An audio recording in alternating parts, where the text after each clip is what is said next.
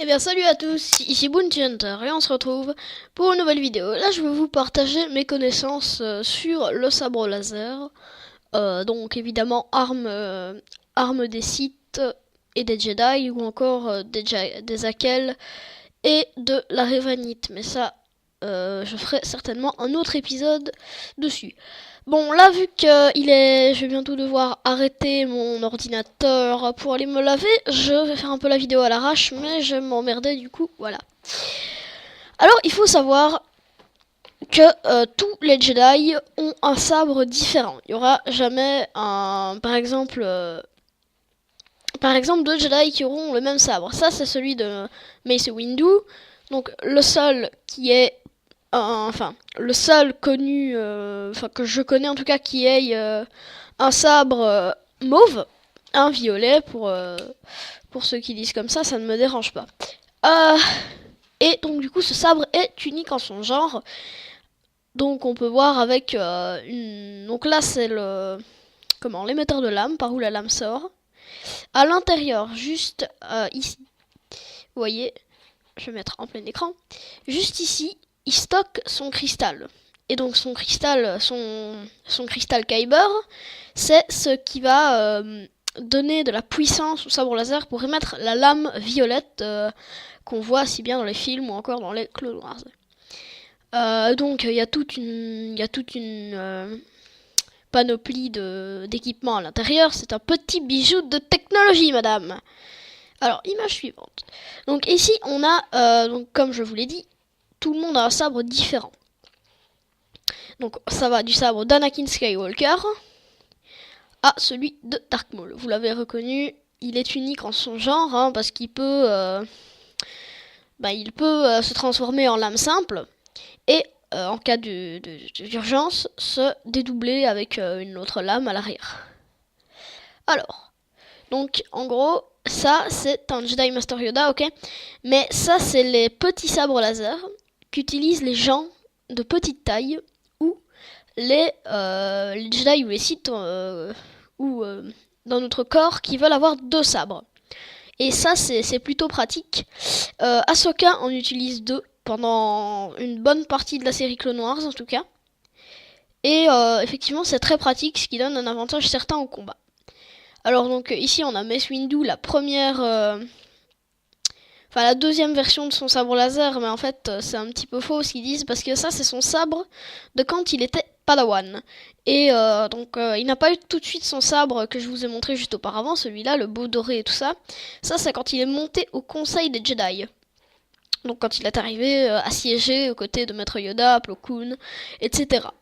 C'est effectivement le sabre qu'il a utilisé pendant plusieurs décennies pour combattre l'ordre Sith ainsi que d'autres corps armés.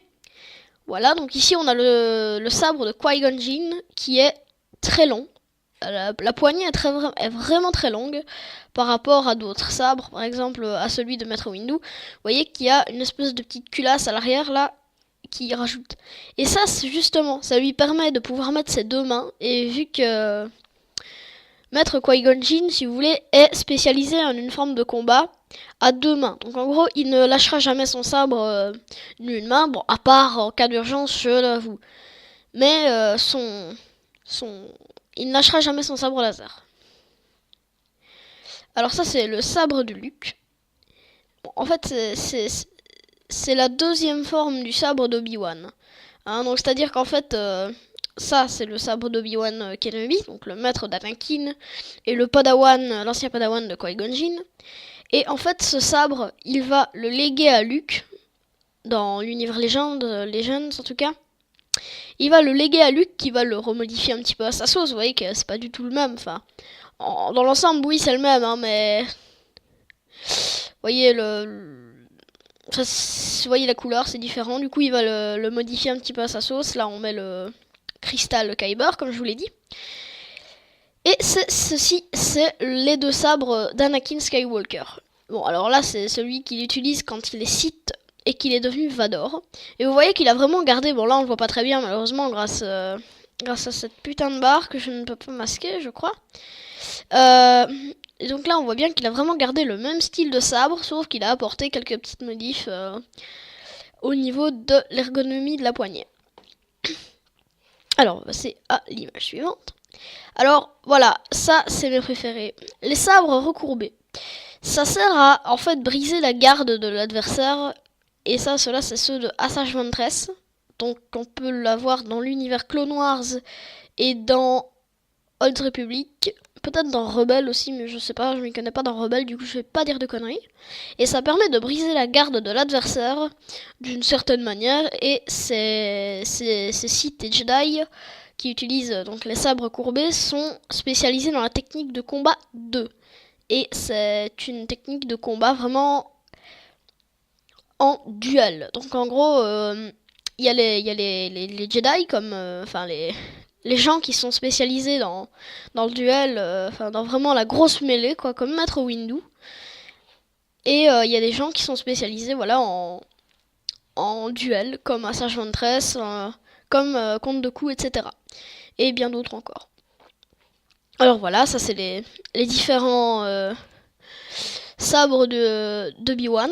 Donc vous voyez, il a vraiment gardé le même style à chaque fois. Peut-être que ça convenait bien à sa main, ou je ne sais pas.